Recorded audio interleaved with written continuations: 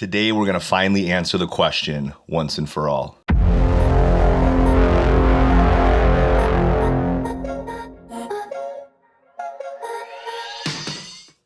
Ryan here with Dark Rangers Inc. And the one conversation I see come up more than anything bar none online is for those folks that don't have the opportunity to get under clear dark skies often, stating that they don't want to shoot with monochrome because they don't have the imaging time. Now, I think the conversation over the quality of monochrome versus one-shot color in general is pretty much over, but this is more of a conversation in terms of time spent imaging. Now, in all fairness, I typically spend at least one night per filter myself when doing monochrome, and I've actually never shot a full SHO image in one night. So I'm just as excited as hopefully you guys are to find out, can the 2600 mm with 3 nanometer Antlia filters do as well, or potentially even better than the 2600 MC with just one filter all night? So we're going to do 2 hours of each filter SHO versus 6 hours with one filter in the color camera and settle the debate once and for all. Do you really need more time to shoot in monochrome? This is one you're not going to want to miss.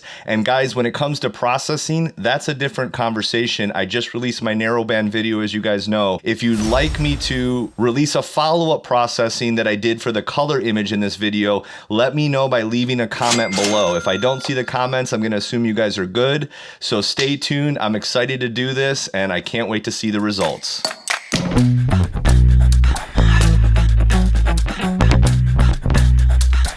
All right, it's the next day. Last night, the conditions could not be any better for the monochrome imaging. Tonight is actually the night of the new moon, so the color gets just about a 4% better look at the sky. There are some clouds that rolled in a little bit, but the forecast for tonight is absolutely perfect, starting from about 6 p.m. all the way to the morning. Another really good night. So we're gonna go ahead and take this off, swap on the 2600 MC Pro.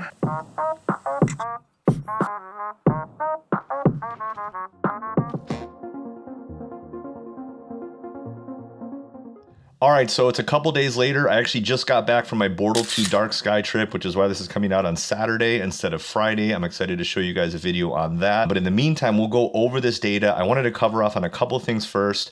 I'll go through some of the acquisition details. And then at the end, what I want to do is I'm going to show an A and a B, and one's going to be one-shot color and one's going to be monochrome, and I'm going to ask you guys to pause and then which one you think is which. So pick which letter is the one-shot color and put that in the comments below. I think it'll be fun to see, are we able to tell? And if we're not, then that would beg the question that there really is no need to worry about the acquisition time of monochrome because it's one night versus one night. And if one you think is even better and it ends up being the monochrome, then we've totally busted the myth. But you never know. The one-shot color could be the better image in your eyes. And then, maybe the myth would have to continue to stand in that case. So going over the data, I did do 10-minute subs for both of them. Guiding went really well, had no issues either night from a technicality standpoint. Bortle 5, new moon conditions. We have an HA on the bottom with the L Ultimate on the top, just comparing the two subframes. And then zooming in on the bubble nebula, here's what you get.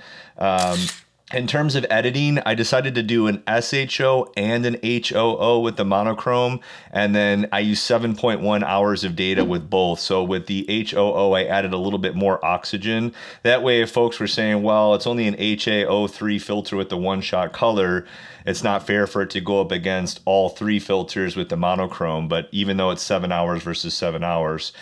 So we'll actually compare the HA03 versus the HOO. So what I want you to do is go ahead and get ready to make your pick. Which one is the one-shot color? And here they are. So you have A on the left, B on the right. So go ahead and pause real quick and comment below.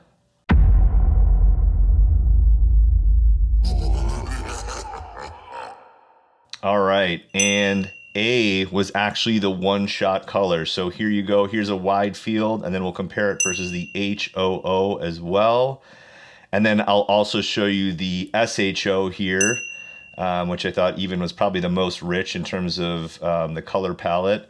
And then zooming in, we've got the one-shot color on the left with the monochrome on the right.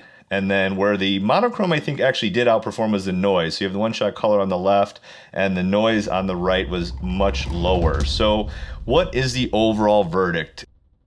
guys, in my opinion, I'm happy with all 3 images. I also did do a traditional SHO combination, which I'll show you at the end if you stay tuned for that. But I think no matter what, you'd be happy with any of those 3 images. But it did go to show that if you only have one night to image, monochrome is a total viable option. So if there's other reasons you don't want to do it, maybe the cost, maybe the complexity of having 3 filters and trying to figure out how to edit it, that's totally fair. But if time is the only thing holding you back, I think we've shown today that it definitely shouldn't. So appreciate you guys tuning in for this one. I do want to announce that we are going to do a private Facebook group for our growing Patreon community. And the reason for that is I want to make it more interactive, and we're actually going to do a Patreon member photo of the month. So that should be something fun and allow you guys to show off what you're learning, hopefully from the channel and from each other and from other channels out there. So stay tuned for that. And then in the meantime, clear skies.